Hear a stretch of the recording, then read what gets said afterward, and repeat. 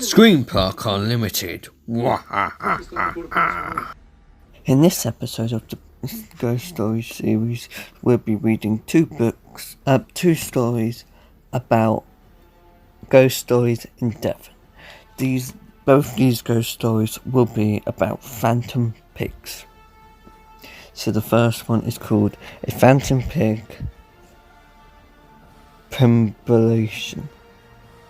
Dartmoor is noted for its sheep, cattle and ponies, which are a common sight wandering freely over the moors. More worthy of a second glance, though, would be the sight of an old sow and a litter of hungry little piglets trotting across the moors. When the moors are misty and the day is decidedly dull and dreary, you can perhaps see such a scene, but these may be no ordinary little porky creatures, but there is a phantom family destined to travel the same route from Merry Pit Hill, the high hill on the Malwee Hampstead side of Postbridge, to Cater Gate, a venue in the central depression of Dartmoor.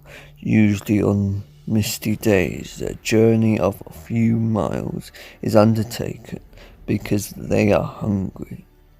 They have heard of the body of a dead horse at Cater. With great enthusiasm and anticipation, they descend to Cater, only to find that the horse has already been eaten. A pathetic scene follows as the little piglets wail and squeal. Skin and bones. So they disconsolatingly start their return journey to Merry Pit Hill.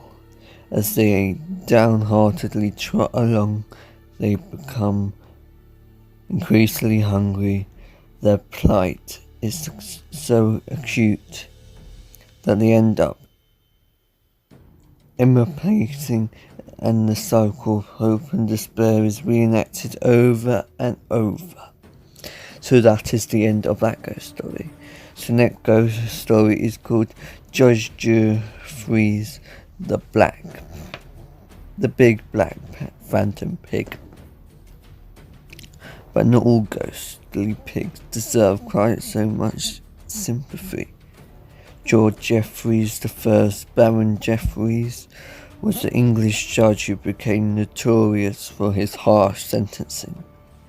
At the bloody exercise after the Monmouth Rebellion in 1685, he served sentencing for even minor indiscretions earned him black reputation. In his travels as a judge on the Western Circuit, he held court in many Devonshire towns, and legend suggests he was at his judicial best or worst at Lightfoot. Although there is no solid evidence of the judge ever having been to Lightfoot, he must have had a great impact on the area. So the story goes, he haunts the ancient borough in the guise of a big black pig. It is not clear how often that this phantom hawker has been seen, or why indeed it would automatically be assumed it was the dreadful judge himself. And so the story goes again.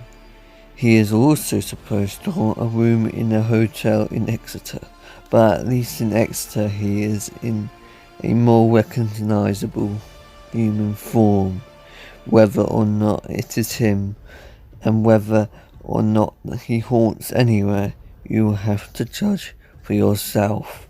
So that's the end of this ghost story. So it's time to say cue those credits. Goodbye.